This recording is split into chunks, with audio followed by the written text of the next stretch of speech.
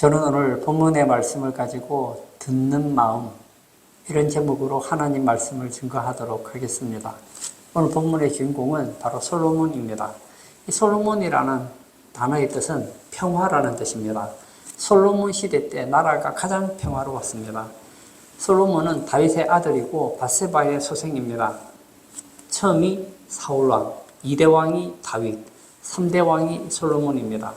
아주 젊은 나이에 왕이 되어서 약 40여 년간 나라를 다스리게 됩니다.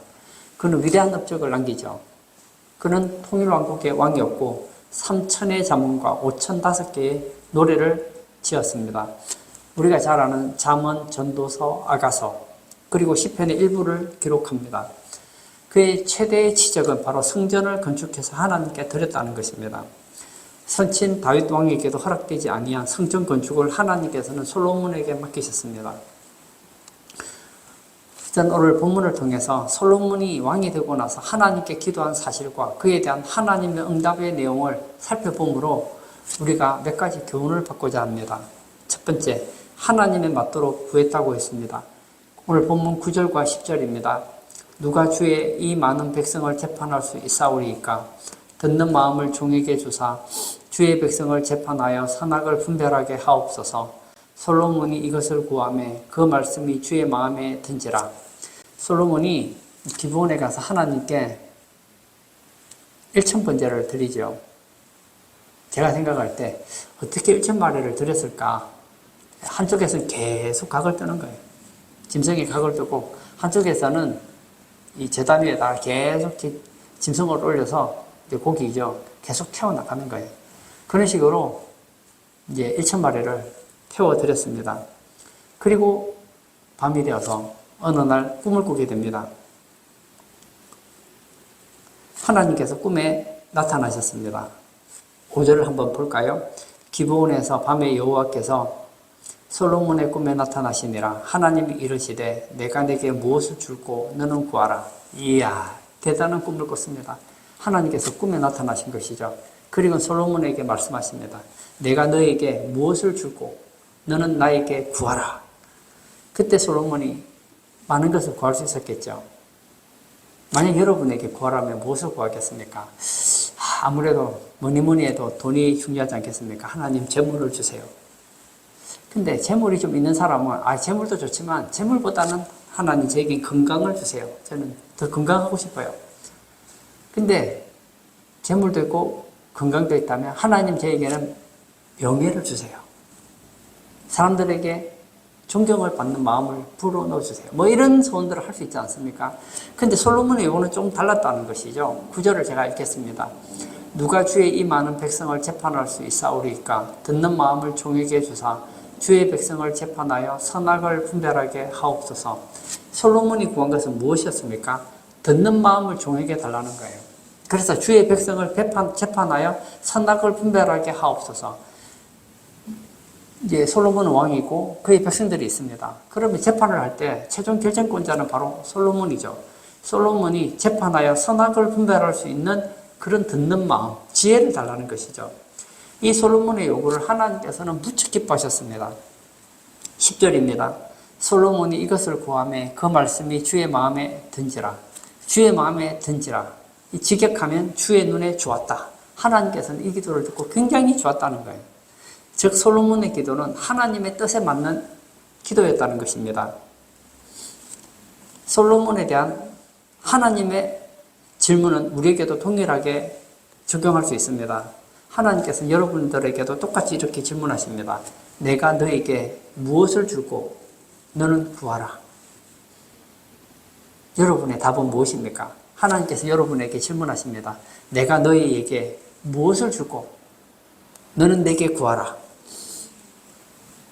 하나님, 저는 자녀가 없습니다. 자녀를 주세요. 참 좋은 기도죠. 하나님, 제 자녀가 공부 잘하게 해주세요. 좋은 기도죠. 하나님, 저희 집이 가난하니 집 한 채 주세요. 좋은 기도죠. 그러나 가장 좋은 기도냐? 그건 아니에요. 일반적인 기도죠. 우리의 기도는 하나님 마음에 좋았다. 하나님의 눈에 꼭 드는 그런 기도를 할 수 있으면 좋을 것 같아요. 솔로몬이 구한 것은 바로 지혜입니다. 솔로몬의 요구에 대한 하나님의 평가가 무엇입니까? 11절 말씀입니다. 이에 하나님이 그에게 이르시되 내가 이것을 구하도다. 자기를 위하여 장수하기를 구하지 아니하며 부도 구하지 아니하며 자기 원수의 생명을 멸하기도 구하지 아니하고 오직 송사를 듣고 분별하는 지혜를 구하였으니 11절에 보면 구하지 않은 것이 나옵니다. 자기를 위하여 장수를 구하지 않았답니다. 부도 구하지 않았답니다. 자기 원수의 생명을 멸하기도 구하지 않았답니다. 오직 송사를 듣고 분별하는 지혜를 구했다는 거예요. 하나님께서는 이스라엘을 다스리도록 왕의 직분을 주셨습니다. 이때 솔로몬의 나이가 얼마였을까요? 아마 20대 전후 아닐까요? 아주 어린 나이입니다. 우리나라 대통령이 한 20대 초반에 젊은 왕이 나라를 다스린다고 한번 생각해 보세요. 한 25살 정도 되는 젊은 대통령이 우리나라를 다스린다고 생각해 보십시오.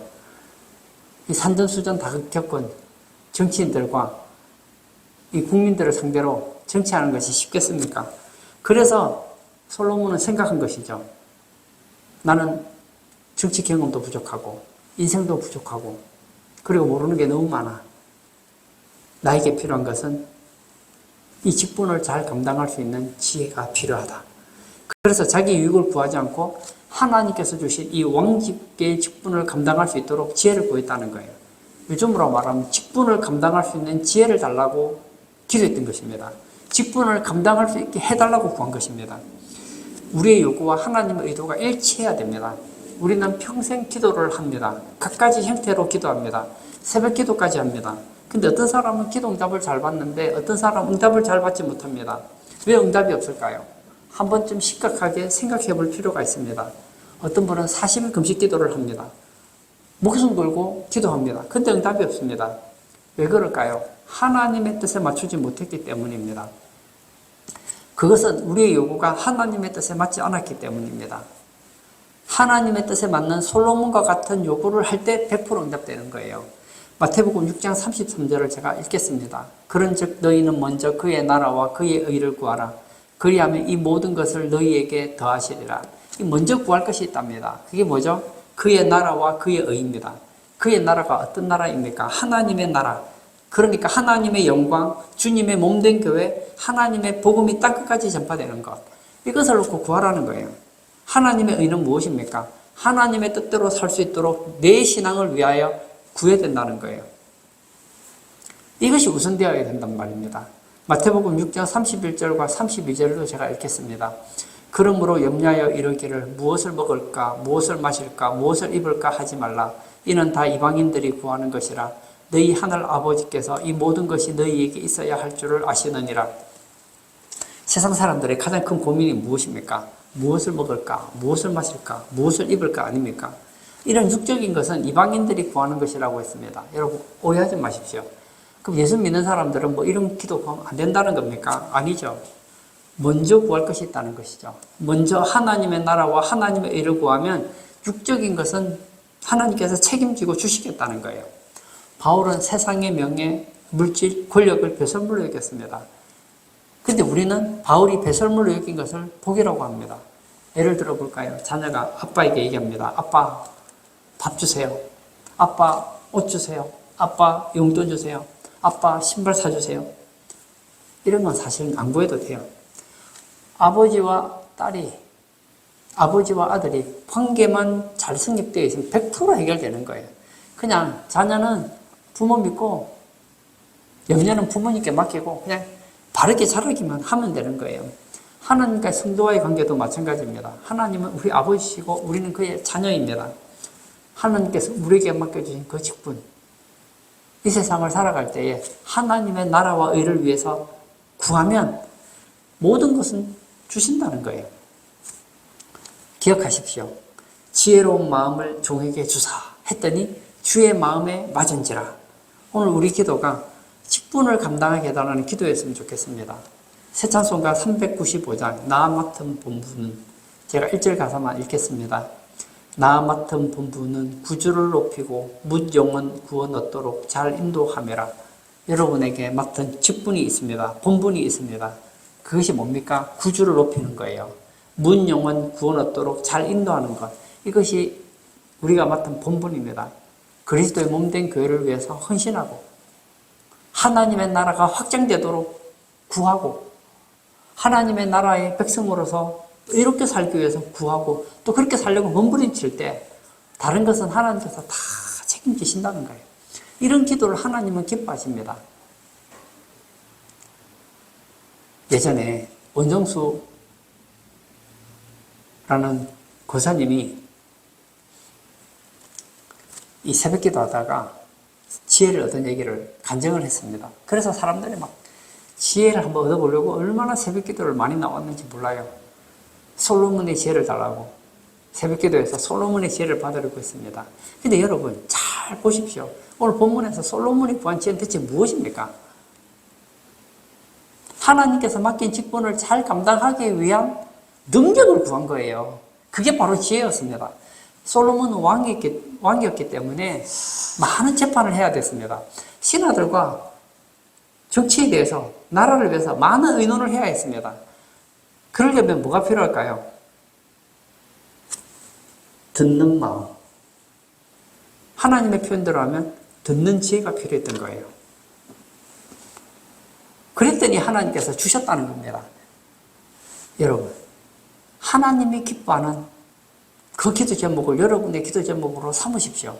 그럼 여러분의 기도는 반드시 응답받게 될 것입니다. 두 번째, 하나님의 응답은 지혜를 주셨다는 것입니다. 12절을 제가 읽겠습니다. 내가 내 말대로 하여 내게 지혜롭고 총명한 마음을 주노니 내 앞에도 너와 같은 자가 없었거니와 내 뒤에도 너와 같은 자가 일어남이 없으리라. 저는 이 성경 구절을 보고 솔로몬의 지혜를 달라고 기도해 본 적이 한 번도 없습니다. 왜죠? 하나님께서 말씀하셨잖아요. 너희 앞에도 너와 같은 자가 없었거니와 너희 뒤에도 너와 같은 자가 일어남이 없다고 말씀하셔요. 그럼 이 기도는 단회적이지 누군가가 또 받을 수 있는 게 아니에요. 원정수 권사님이 솔로몬의 지혜를 달라고 해서 지혜를 얻었다고 합니다. 근데 잘 보면 원정수 권사님이 받았던 그 지혜는 솔로몬이 받은 지혜하고는 달라요. 원정수 권사님이 받은 지혜는 공부 잘하는 암기력의 지혜지 듣는 마음의 지혜는 아니거든요. 이 종류가 다른 거예요. 솔로몬이 하나님께 듣는 마음을 달라고 기도했을 때 하나님께서 너무나 기뻐하셨습니다. 그래서 어떻게 답을 하십니까? 12절입니다. 내가 내 말대로 하여 내게 지혜롭고 총명한 마음을 주노니 내 앞에도 너와 같은 자가 없었거니와 내 뒤에도 너와 같은 자가 일어남이 없으리라.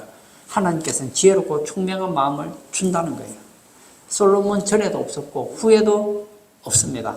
솔로몬만큼 지혜로운 사람은 없습니다. 만약 제게 역사상 가장 지혜로운 사람이 누구냐 물으면 뭐 물어볼 필요가 없습니다. 성경이 말하잖아요. 전에도 없고 후에도 없으면 단 한 사람밖에 없는 거예요. 솔로몬이에요. 소크라테스 똑똑하죠. 지혜롭죠. 솔로몬한테는 안 돼요. 플라톤, 아리스토텔레스 뭐 요즘에 유명한 많은 지혜자들 있지 않습니까? 있어도 솔로몬한테는 안 돼요. 역사상 가장 총명한 지혜의 왕이 누구냐? 솔로몬. 역사상 가장 지혜로운 사람이 누구냐? 솔로몬. 오늘 보면 30절에 보면 솔로몬의 지혜가 동쪽 모든 사람의 지혜와 애굽의 모든 지혜보다 뛰어난지라. 하나님께서 받은 그 지혜는 모든 지혜보다 뛰어나다고 했습니다. 오늘 9절에 보면 이 듣는 마음이 나옵니다. 대체 누구의 말을 듣느냐 하는 것이죠. 이 솔로몬의 지혜는 하나님의 말씀을 듣는 마음입니다. 무슨 얘기냐면 어떤 재판을 하게 돼요. 솔로몬 한 나라의 왕으로서 많은 재판을 하게 될 겁니다. 그때 들어야죠. 누구의 말을 들어야 될까요? 하나님의 말을 듣는 지혜가 필요한 거예요.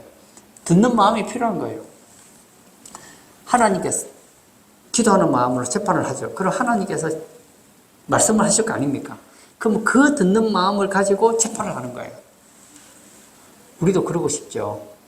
차이가 있다면 솔로몬은 듣는 마음을 받았고 우리는 받지 못했다는 것이죠. 하나님의 말씀을 들을 때 그런 놀라운 지혜를 받게 됩니다. 말씀으로 분별하는 지혜의 응답을 받게 되었다는 것이죠. 하나님은 우리의 올바른 요구를 반드시 들어주십니다. 하나님은 우리의 기도에 응답하실 때 더디하지 않으십니다. 솔로몬이 한 나라를 잘 다스리는 왕으로서의 직분을 감당할 수 있는 지혜를 구했을 때 하나님은 왕직을 감당할 수 있는 능력을 주셨다는 겁니다. 그리고 드디어 왕이 되고 나서 얼마 지나지 않아서 놀라운 사건을 맡게 됩니다. 창기 두 여자가 있는데 한 방에 살았습니다. 함께 아이를 낳았어요. 그러다가 두 창기가 잠자리에 들었습니다. 자다 보니까 한 아이가 엄마에게 깔려 죽은 거예요. 일어나 보니까 자기 아이가 죽어 있는 거예요. 아이는 가지고 싶은데 아이가 없어요. 그래서 어떻게 합니까? 다른 창기 아이와 바꾼 거예요. 눈 떠보니까 자기 아이가 죽어 있는 거예요. 아이고 내 아이가 죽었구나 하고 다시 보았더니 자기 아이가 아닌 거예요. 자기 아이는 저 다른 창기가 들고 있는 거예요. 야, 그 아이가 내 아이다. 죽은 아이는 너의 아이다. 무슨 소리 하는 거야. 원래부터 이 아이는 내 아이고 죽어 있는 아이가 원래 너의 아이였다. 그리고는 심히 다툽니다. 근데 그 아이가 누구 아이인지 아는 사람은 아무도 없어요. 요즘 같으면 뭐 피검사해서 아니면 뭐 머리카락 떼서 그렇게 조사하면 답이 나오겠지만 옛날에는 그런 게 없잖아요.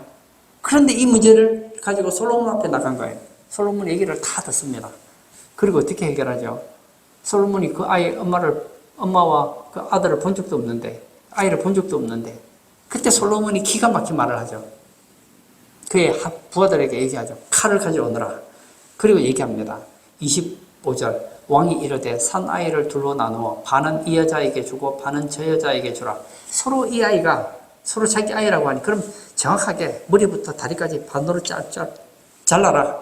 잘라서 절반은 이 아이에게 주고 절반은 저 아이에게 주면은 그럼 공평하지 않겠느냐. 이런 엉터리 같은 재판이 어디 있습니까? 사실 솔로몬이 한 재판은 뭐죠? 모성애를 찾는 심리를 가지고 재판을 하는 것이죠. 그랬더니 진짜 엄마가 깜짝 놀란 거예요. 아이를 반을 쪼개면 반을 가질 수 있겠죠. 근데 아이를 절반으로 절단하면 아이가 죽지 않습니까? 진짜 치는 말을 하면 어떤 마음이 들까요? 자기 아이가 죽는 것을 기뻐하는 엄마가 어디 있겠습니까? 차라리 자기 아이를 포기하더라도 자기 아이를 살리고 싶겠죠. 그래서 26절을 볼까요? 그 산 아들의 어머니 되는 여자가 그 아들을 위하여 마음이 부르는 것 같아서 왕께 아뢰어 청하건대 내 주여 산 아이를 그에게 주시고 아무쪼록 죽이지 마옵소서 하되 다른 여자는 말하기를 내 것도 되게 말고 내 것도 되게 말고 나누게 하라 하는지라. 여기서 차이가 납니다. 진짜 엄마는 어떻게 하라고요? 내 주여 산 아이를 그에게 주시고 아무쪼록 죽이지 마옵소서. 자기 아이니까 얼마나 소중하겠습니까? 설령 내 아이가 되지 못하더라도 살리고 싶겠죠. 그런데 가짜 어머니는 어떻게 합니까? 내 것도 되게 하지 말고 너의 것도 되게 하지 마라. 나누게 하라. 이게 참 좋은 재판입니다. 왕이시여 그렇게 합시다. 그러면 정당하지 않습니까? 절반을 쪼개서 저 여자도 가지고 나도 가지면 정말 확실한 재판입니다. 그 얘기를 들었어요. 이 심리를 본 것이죠. 한쪽은 죽여도 된다 그러고 한쪽은 죽이면 안 된대요. 그때 왕이 답변하죠. 27절. 왕이 대답하여 이르되 산 아이를 저 여자에게 주고 결코 죽이지 말라. 저가 그의 어머니이니라 하며. 어떻게 알았습니까? 아무것도 몰라요. 서로 몰라요. 어머니 그 모성애를 가지고 친어머니와 가짜 어머니를 구분해낸 것이죠. 온 이스라엘이 왕의 판결을 보고 두려워합니다. 솔로몬에게 무엇이 있습니까? 듣는 마음이 있는 거예요. 산 어머니와 진짜 어머니와 가짜 어머니의 말을 들어요. 그리고 하나님의 음성을 듣는 지혜가 있습니다. 이것이 합쳐지니까 정확한 답을 내리잖아요. 하나님의 지혜가 솔로몬 속에 있으니까 누구도 생각하지 못한 방법으로 문제를 해결해 난 거예요. 솔로몬이 하나님께 구하고 지혜를 얻었더니 이렇게 좋더랍니다. 저도 이런 하나님의 응답을 받고 싶습니다. 여러분 다 이런 응답 받고 싶지 않으세요? 그런데 기도한다고 다 응답받는 건 아니라고 성경은 가르쳐줘요. 야고보서 4장 3절입니다. 구하여도 받지 못하면 정욕으로 쓰려고 잘못 구하기 때문이라. 잘못 구하면 못 받아요. 기도는 응답입니다. 전제 조건이 있죠. 하나님의 뜻에 맞는 기도는 아무리 기도해도 응답받지 못합니다. 정욕으로 쓰려고 잘못 구하면. 맞습니다. 정욕으로 쓰려고 잘못 구하면 응답 못 받아요. 아무리 기도해도 못 받습니다. 요즘에 보면 막 부모님들이 자녀의 공부열이 정말 엄청나죠. 우리나라 부모님들 학구열 대단합니다. 우리나라도 대단하고 중국도 대단하고 뭐 세계 여러 나라 보면 막 자녀 교육열이 엄청나요. 막 부모님이 노후도 생각하지 않고 자식 밑에 막 돈을 들어부어요. 이런 부모님의 소원이 무엇일까요? 하나님, 제 아들 지혜를 주세요. 제 딸에게 지혜를 주셔서 좋은 학교 가게 도와주세요. 하나님, 제 아이가 전교 1등 되게 해주세요. 원종수 권사처럼 한 번 들은 것은 잊어버리지 않고 외워서 100점 맞을 수 있도록 도와주세요.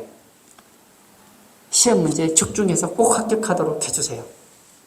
우리나라 최고의 일류대학에 합격하게 해주시고 가장 좋은 직장에 합격하게 해주세요. 이런 기도를 할 수 있죠. 왜 못하겠습니까? 그런데 이렇게 하나님과 상관없이 인본주의적인 기도를 계속 하다 보면 결국 잘못된 기도가 되기 쉽다는 거예요. 솔로몬의 기도는 무엇입니까? 하나님의 말씀을 깨닫게 하는 분별의 지혜를 구했다는 거예요. 하나님 말씀이 내게 들어오면 세상 지혜가 들어옵니다. 그러므로 사실은 이런 기도도 중요하지만 더 중요한 것은 우리 자녀에게 듣는 마음을 달라고 기도해야 돼요. 하나님, 우리 아이가 학교 가서 선생님의 말을 듣는 것보다 하나님의 음성을 듣는 마음을 주세요. 사실은 세상에 수많은 책들이 있지만 그 책들은 사실도 있지만 사실이 아닌 내용이 많아요. 저는 역사책을 보면 그런 걸 많이 느끼거든요. 역사책을 쓴 사람마다 해석이 달라요. 똑같은 역사인데 저는 가끔씩 역사책을 보다 보면 이런 생각이 들 때가 있어요. 도대체 누구 역사책이 맞는 거야? 똑같은 역사인데 한쪽에서 이 사람이 악하다 그러고 한쪽에서 이 사람이 잘했다 그러고 또 어떤 데는 보면 이것도 아니고 저것도 아니고 또 다른 이야기를 하고. 요즘에는 과학 만능 시대 아닙니까? 뭐 과학이 어떻고 하면 그냥 꿈뻑 죽어요. 여러분, 근데 이 과학이라는 게 제가 과학자는 아니지만 과학자들의 말을 들어보면 많은 경우에 뭐가 들어갑니까? 이 상상력이 많이 들어가요. 제가 예전에 학교 다닐 때 이 기린의 목이 왜 기냐 뭐 할 때 여러 가지 이론이 있지만 그 중에 하나는 이 기린이 이제 나무에 달려있는 과일을 먹으려고 하니까 목이 짧은 거예요. 그걸 먹으려고 목을 쭉쭉 빼다 보니까 목이 길었다. 그런 이론이 있고 또 하나는 살려고 하다 보니까 목이 긴 짐승은 살아남고 목이 짧은 기린은 다 죽었다. 뭐 그런 이론이 있어요. 누구 말이 맞습니까? 들어보면 그렇지 목을 계속 빼다 보니까 길어진 것 같기도 하고 또 목이 짧은 기린은 죽고 목이 긴 기린만 남았을 수도 있고 뭐 또 다른 이론이 있을 수 있겠죠. 그런데 여러분 듣는 마음이 있으면 답이 간단합니다. 그 말이 틀린 거예요. 왜 틀렸죠?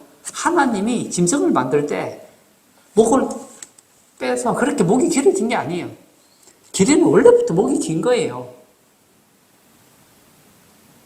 목이 짧은 기린이 죽고 뭐 목이 긴 기린만 남은 것도 아니고 뭐 목을 빼다 보니까 목이 길어진 게 아니라고요. 여러분 목 한번 쭉쭉 빼보세요. 근다고 해서 뭐 목이 50cm, 뭐 1m 길어질 줄 압니까? 이건요 과학자들이 만들어낸 상상력이에요. 상상력. 이건 과학이 아니라고요. 과학의 많은 분야가 상상력에 근거하고 있다고요. 세상을 어떻게 존재하게 되었는가? 하나님은 일단 제외하고 하나님 있다고 하면은 자꾸 신앙이 들어가니까 신앙적인 건 빼고 세상에는 아무것도 없었어. 뭐 빅뱅이 있든 없든 하여튼 무에서 시작한다고 한번 생각해 보세요. 그리고 오랜 시간이 지났어요. 지나다 보니까 어떤 생명체가 탄생한 거예요. 이게 뭐죠? 본 사람도 없고 경험한 사람도 없어요. 과학적으로 맞지도 않아요. 그런데 무에서 유가 나오려면 어떤 추리가 나와야 될 거 아닙니까? 그래서 나온 결론이 뭐죠? 1년 뒤에 이러면 너무 거짓말 같으니까 막 세월이 엄청나게 지났어요. 막 우리가 생각할 수 없는 무한대의 시간이 지났더니 갑자기 무에서 어떤 생명체가 나온 거예요. 파스텔의 법칙을 아시죠? 무에서는 유가 나올 수 없다. 이게 과학의 법칙이에요. 근데 진화론을 하려고 하니까 과학의 기본 법칙을 무시해야 가능한 거예요.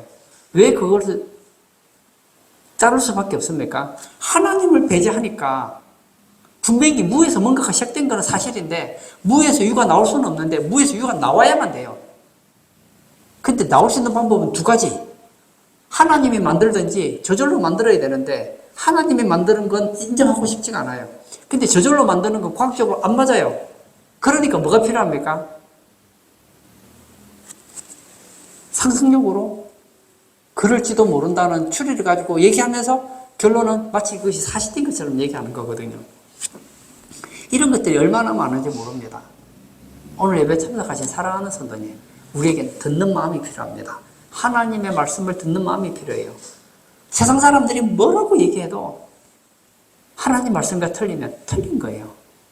하나님 말씀을 들을 수 있는 마음이 있다면 우리는 진리를 알게 됩니다. 진리를 알지니 진리가 너희를 자유하게 하리라. 이 진화론의 가장 치명적인 약점이 뭔지 아시죠? 인간은 무에서 만들어졌습니다. 그냥 무에서 그냥 뭐가 생명체가 나왔어요. 이건 확실하죠. 무도 있고 생명체도 있는데 그 사이에 간극이 있어요. 그래서 생명체가 나왔어요. 그러면 이 생명체는 대체 어떤 존재입니까? 그냥 우연히 만들어진 생명체 아닙니까? 그럼 그 생명체 안에 영혼이라는 게 있을 수 있겠느냐고요? 없지요. 그러니 이런 진화론을 믿는 사람들의 결론은 뭐죠? 인간은 죽으면 끝인 거예요. 그러나 성경은 그렇게 말하지 않아요. 사람은 하나님이 직접 만드셨고 그 안에 하나님이 영혼을 주셨기 때문에 사람이 죽으면 그 영혼이 어디론가 가야 된다고요. 그러니까 진화론을 믿기 시작하면 성경을 부인하게 돼 있고 진화론을 듣는 마음을 가지게 되면 하나님의 말씀을 듣는 마음이 없어지는 거예요. 오늘 예배 참석하신 사랑하는 성도님, 하나님의 말씀을 듣는 마음을 달라고 기도해 보십시오. 그러면 하나님께서 여러분에게 기쁨으로 주실 거예요. 새 찬송가 285장 주의 말씀 받은 그날, 제가 읽겠습니다. 1절을 제가 읽겠습니다. 주의 말씀 받은 그날 참 기쁘고 복되도다. 이 기쁜 마음 못 이겨서 온 세상에 전하노라. 기쁜 날 기쁜 날 주 나의 죄 다 씻은 날 늘 깨어서 기도하고 늘 기쁘게 살아가리. 기쁜 날 기쁜 날 주 나의 죄 다 씻은 날. 아멘이죠. 주의 말씀 받은 그날이 어떻다고요? 참 기쁘고 복되대요. 이 하나님 말씀을 받은 날이 너무 기뻐서 온 세상에 전한다는 거예요. 하나님 말씀에 보면 인간의 죄 문제 해결하는 얘기가 나옵니다. 내가 지은 죄를 어떻게 해결할 수 있을까요? 주의 말씀을 받으면 알게 돼요. 인간은 죽고 나면 어디론가 가야 되는데 어떤 사람은 천국 가고 어떤 사람은 지옥 간다는데 내가 어떻게 하면 천국 가고 지옥 가지 않을 수 있을까? 주의 말씀 받은 그날 참 기쁘고 복됩니다. 우리가 천국에 가게 되면 어떤 사람은 부끄러운 구원을 받게 될 것이고 어떤 사람은 상급의 주인공이 될 거예요. 칭찬 듣는 하나님의 자녀가 될 거예요. 누가 하나님께 칭찬 듣고 누가 하나님께 야단을 듣겠습니까? 기쁜 날 기쁜 날 주의 말씀 받은 날이 바로 그 날이라는 거예요. 초대교회 특징이 있습니다. 사도행전 2장 42절입니다. 그들이 사도의 가르침을 받아 서로 교제하고 떡을 떼며 오로지 기도하기를 힘쓰니라. 여기 보면 오로지 기도하기를 힘쓰는데 그 앞에 전제 조건이 있습니다. 그들이 사도의 가르침을 받아 오로지 기도하기를 힘쓰니라. 이 고백이 되는 거예요. 그들은 기도할 때 그냥 기도하지 않았습니다. 내가 하고 싶은 대로 기도하지 않았어요. 사도의 가르침을 받았다는 것은 하나님 말씀을 먼저 배웠다는 거예요. 하나님의 뜻을 알고 기도했다는 거예요. 그리고 기도하니까 되는 것이죠. 가장 위험한 기도가 뭘까요? 기도를 합니다. 근데 하나님의 뜻과 상관없이 자기 뜻대로 하는 기도입니다. 믿음의 사람의 기도는 어떤 기도일까요?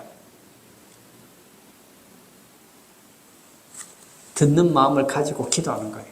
하나님의 뜻을 가지고 기도하는 거예요. 오늘 예배 참석하신 사랑하는 성도님, 저는 우리 성도님들에게 많은 기도 제목이 있겠지만 솔로몬의 기도 제목이 여러분의 기도 제목이 되었으면 좋겠습니다. 하나님, 나에게 듣는 마음을 주세요. 공부할 때 하나님의 말씀을 들을 수 있는 듣는 마음을 먼저 주세요. 하나님의 말씀을 듣고 그 지식을 가지고 그 지혜를 가지고 세상 학문을 보고 세상을 판단하고 세상을 분별하고 살아갈 수 있도록 도와주세요. 이런 마음으로 기도하면 응답을 못 받는 게 기적이죠. 올바른 기도는 반드시 응답이 온다는 것입니다. 세 번째, 하나님의 응답은 구하지 않은 것까지도 주신다는 거예요. 13절입니다. 내가 또 내게 구하지 아니한 부귀와 영광도 내게 주노니 내 평생에 왕들 중에 너와 같은 자가 없을 것이라. 솔로몬이 구한 것은 듣는 마음, 지혜였습니다. 왕직을 감당할 수 있는 지혜를 구했어요. 그랬더니 하나님께서 지혜를 주셨습니다. 그리고 끝. 이게 아니에요. 너희는 먼저 그의 나라와 그의 의를 구하라. 그리하면 이 모든 것을 너희에게 더하시리라. 무슨 내용입니까?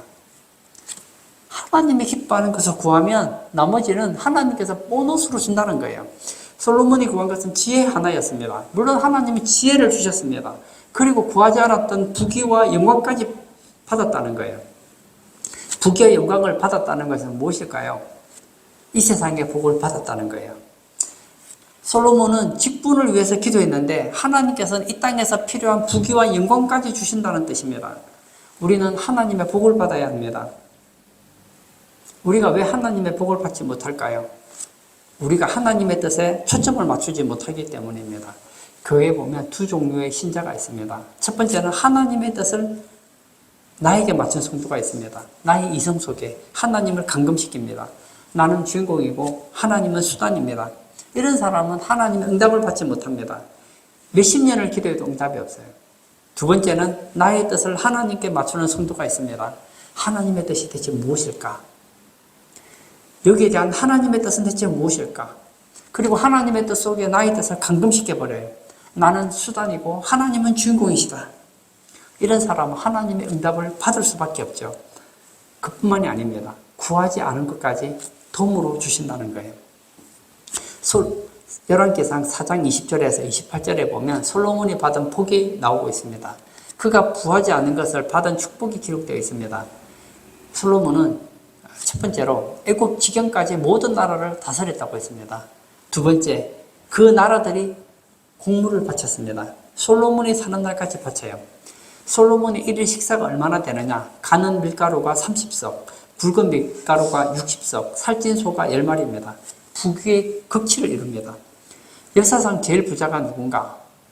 문화일보에 의하면 바로 솔로몬이었다고 얘기하고 있어요.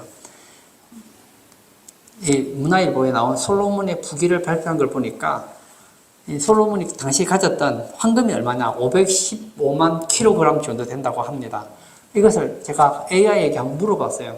한 돈짜리 반지를 나누면 우리나라 국민에게 얼마나 나눠줄 수 있느냐 했더니 솔로몬이 가진 황금을 가지고 우리 국민들에게 나누어주면 한 사람당 27개를 나눠줄 수 있다고 합니다. 지금 가치로 치면 얼마냐? 982조 2491억 원입니다. 은은 얼마나 있느냐? 6,200만 킬로입니다. 약 137조 6,400억 원입니다. 이 금과 은을 합하면 약 1,119조 8,891억 원입니다. 그 외에 토지, 건물을 합하면 상상이 안 되죠. 솔로몬이 가진 게 얼마나 많습니까? 그가 세운 성전, 2만 평의 건물을 온통 금과 은과 보석으로 장식을 합니다. 벽은 대리석이요, 기둥은 희귀한 향나무요, 지붕은 황금판이요, 눈이 부셔서 볼 수 없습니다. 자원이 없는 이스라엘에 하나님께서 이렇게 많은 걸 주셨어요. 성경의 시작인 창세기에 보면 이런 말이 나오죠. 창세기 1장 28절 상반절에 보면 이런 말이 있습니다. 하나님이 그들에게 복을 주시며. 하나님은 우리에게 복을 주시고 싶어 하십니다. 성경은 복으로 시작해서 복으로 끝나요. 요한계시록 22장 21절에도 보면 주 예수의 은혜가 모든 자들에게 있을지어다. 아멘. 이 은혜가 무엇입니까? 하나님이 주시는 복 아닙니까? 기독교는 복의 종교예요. 어떤 사람은 복 얘기하면 엄청 싫어요. 왜 그렇게 복을 싫어하는지 모르겠어요. 저는 복을 좋아합니다. 우리가 예수 믿고 신앙생활을 잘하면 하나님께서 복을 주세요. 근데 여러분, 이 복에는 함정이 있어요. 그게 뭐죠? 점점 재물이 많아지고 하나님께서 은혜를 베풀어주면 복에 취해서 신앙이 나태해지기가 쉽다는 거예요. 솔로몬이 처음에 왕이 되고 하나님께 구했던 것이 무엇입니까? 지혜잖아요. 그랬더니 하나님께서는 솔로몬이 구하지 않은 부와 귀까지 줬습니다. 그리고 영광을 주시죠. 얼마나 솔로몬이 화려한 인생을 살아갑니까? 그런데 그렇게 살다 보니까 어떻게 되죠? 나중에 타락하는 모습을 보게 되잖아요. 솔로몬이 신앙 없는 사람 아니에요. 그가 나중에 우상 앞에 절도 하고 하나님 없는 행복 찾는다고 얼마나 인생을 낭비하는지 몰라요. 우리도 마찬가지입니다. 여러분, 하나님께서 우리에게 복을 주면 줄수록 우리 긴장을 해야 돼요. 그러지 않으면 하나님께서 복을 주시면 뭐가 사라집니까? 먼저 기도가 사라집니다. 예배가 시시해져요. 하나님이 주신 직분을 감당하기가 싫어져요. 그러면 결국은 망하는 것이죠. 솔로몬 보십시오. 하나님께서 지혜를 주셔서 그렇게 나라를 잘 다스렸는데 나중에 방탕하고 타락하니까 어떻게 되죠? 그의 아들 때 나라가 둘로 쪼개지지 않습니까? 사랑하는 성도 여러분, 이제 결론을 짓고자 합니다. 사랑하는 성도 여러분, 지금까지 여러분은 하나님께 무엇을 구했습니까? 어떤 마음으로 구하고 있습니까? 하나님은 지금도 우리에게 질문하고 계십니다. 내가 내게 무엇을 줄고 너는 구하라. 여러분은 무엇을 구하시겠습니까? 하나님, 저에게 장수를 주십시오. 저에게 부귀를 주십시오. 제 원수를 없애주십시오. 이런 기도를 하시겠습니까? 아니면 종에게 듣는 마음을 주사 내가 맡은 직분을 잘 감당하게 하옵소서. 제 소원은 하나님을 기쁘게 하는 것입니다. 하나님께서 제게 주신 이 직분을 감당하고 싶습니다. 이런 기도한다면 얼마나 좋을까요? 솔로몬이 하나님 마음에 맞는 기도를 했을 때 하나님은 어떻게 하셨습니까? 13절에 내가 구하지 아니한 부귀와 영광도 내게 주노니 내 평생의 왕들 중에 너와 같은 자가 없을 것이라. 그렇습니다. 하나님이 기뻐하는 기도, 하나님이 주인공 되는 기도, 하나님이 내게 원하시는 것을 구하면 나머지는 하나님께서 덤으로 주신다는 거예요. 우리 성도님들은 하나님이 무엇을 기뻐하는지를 늘 생각하고 하나님이 내게 맡겨주신 그 일을 잘 감당할 수 있는 듣는 마음을 구함으로 복의 복을 더 받는 복된 성도님 되시기를 축복합니다. 이 시간 한번 같이 기도하기를 원합니다. 많은 사람들이 하나님께 기도합니다. 그리고 이런 고백을 많이 해요. 나는 기도해도 하나님이 안 들어주셔. 제가 그분들의 기도를 들어보면 안 들어주게 생겼더라고요. 왜냐하면 그들의 기도에는 하나님이 없어요. 솔로몬의 기도에는 하나님이 있습니다. 하나님은 자격 없는 나에게 왕이 되게 하셨지. 그렇다면 하나님의 백성인 이스라엘을 잘 다스려야 되는데 나는 잘 다스릴 수 있는 능력이 없어. 내가 하나님 백성을 잘 다스려야지 하나님이 기뻐하시겠지. 그럼 내게 정말 필요한 것이 무엇일까? 듣는 마음이 필요하다. 듣는 지혜가 필요하다. 하고 하나님이 기뻐하는 듣는 지혜를 구했더니 하나님께서 다른 건 덤으로 주시더라는 거예요. 이 시간 기도할 때 하나님, 제게 듣는 마음을 주시기를 원합니다. 하나님이 기뻐하는 것을 나의 기도 제목으로 삼는 복된 성도 되게 해달라고 우리 다 같이 기도하도록 하겠습니다.